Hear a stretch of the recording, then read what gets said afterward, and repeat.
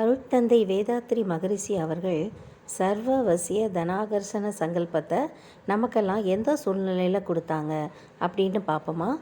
மகரிஷி சபையை ஆரம்பித்த ஆரம்ப காலகட்டங்களில் ஒரு பெரியவர் அவருக்கு இந்த சங்கல்பம் எழுதிய பேப்பரை கொடுத்துருக்குறாங்க. இந்த பேப்பரில் உள்ள வார்த்தைகள் மிகவும் சக்தி வாய்ந்தது. இதை எந்த காரியத்துக்காக நம்ம படிக்கிறோமோ அது அப்படியே நிறைவேறும் அப்படின்னு சொல்லி கொடுத்துருக்குறாங்க. மகரிஷி இந்த பேப்பரை கொஞ்ச நாள் அப்படியே வச்சுட்டாங்க. அதுக்கப்புறமா அவங்களுக்கு ஒரு யோசனை வந்திருக்கு. சபைக்கு அன்பர்கள் கூட்டம் நிறைய வரணும், பயிற்சிகளை கற்றுக்கணும் அப்படிங்கிற ஆசையில் இந்த சங்கல்பத்தை சொல்லி பார்த்துருக்காங்க. கொஞ்சம் கொஞ்சமாக அன்பர்கள் கூட்டம் அதிகரிச்சுது. இதே மாதிரி ஒவ்வொரு தேவைக்காகவும் அவங்க இதை சொல்லி பார்த்ததா சொல்கிறாங்க. இந்த சங்கல்பம் தனக்கு மட்டும்தான் வேலை செய்தா, மற்றவர்களுக்கும் வேலை செய்தா அப்படின்னு தெரிஞ்சுக்கிற ஆசையில் தன்னிடம் கஷ்டம் அப்படின்னு வர்ற அன்பர்களுக்காக எந்த அன்பர் என்ன கேட்குறாங்களோ அது நிறைவேறுவதற்காக இந்த சங்கல்பத்தை அவங்களுக்கு கொடுத்துருக்குறாங்க. அவங்களும் இதை பயிற்சி செஞ்சு பார்த்துட்டு வந்து இது நடந்ததாக சொல்கிறாங்க. அப்போ தான் மகரிஷி அவர்களுக்கு இந்த சங்கல்பத்தின் மேலே ஒரு முழுமையான நம்பிக்கை வந்தது. குறிப்பாக ஒரு பெரும் பணக்காரர் தன்னுடைய செல்வத்தை எல்லாம் இழந்த நிலையில் மகரிஷி கிட்ட வந்திருக்காரு. அவருக்கு இந்த சங்கல்பத்தை கொடுத்த மகரிஷி அவரை பிரம்ம முகூர்த்த நேரத்தில் 48 நாட்கள் தொடர்ந்து இந்த சங்கல்பத்தை 108 முறை சொல்லிட்டு வர சொல்லியிருக்கிறாங்க. அவரும் அதே போல் 48 நாட்கள் தொடர்ந்து இந்த சங்கல்பத்தை சொல்லி வந்திருக்காங்க. அவருக்கு கிடைக்க வேண்டிய பணம் அந்த 48 நாளுக்குள்ளேயே கிடைச்சதாகவும் தன்னுடைய பிரச்சனைகள் எல்லாம் தீர்ந்ததாகவும் மகரிஷி ஐயாட்ட அவர் சொல்லியிருக்கிறாரு. அந்த காலகட்டங்களில் நம்ம மன்றங்களில் கூட இந்த சங்கல்பத்தை கூட்டாக சேர்ந்து சொல்கிற பழக்கம் இருந்துச்சு. இதை நம்ம எப்படி வீட்டில் செய்யலான்னு பார்க்கலாம். இதுக்கு தேவையான பொருள் 5 முக விளக்கு. அதை நம்ம 5 முகத்தையும் ஏற்றி வச்சுக்கணும். 2 விளக்காகவும் வச்சுக்கலாம், இல்லைன்னா ஒரே ஒரு விளக்கு கூட வச்சுக்கலாம்.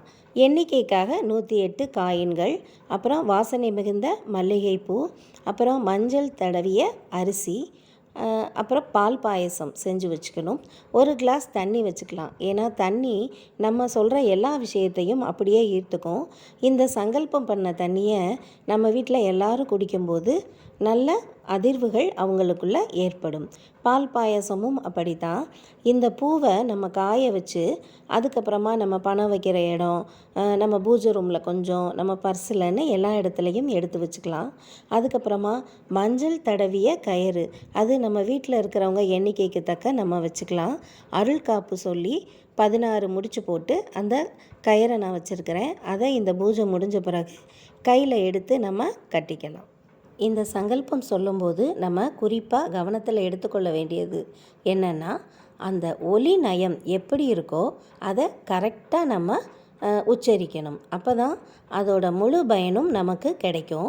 இந்த சங்கல்பம் நம்ம ஒவ்வொரு முறை சொல்லும்போதும் நம்ம வச்சுருக்கிற பூ, அட்சதை, கயிறு, தண்ணி, பால் பாயசம், இல்லை வேறு ஏதாவது பிரசாதம், பழங்கள் வச்சுருந்தா கூட எல்லாவற்றிலையுமே அந்த வைப்ரேஷன் இருக்கும்.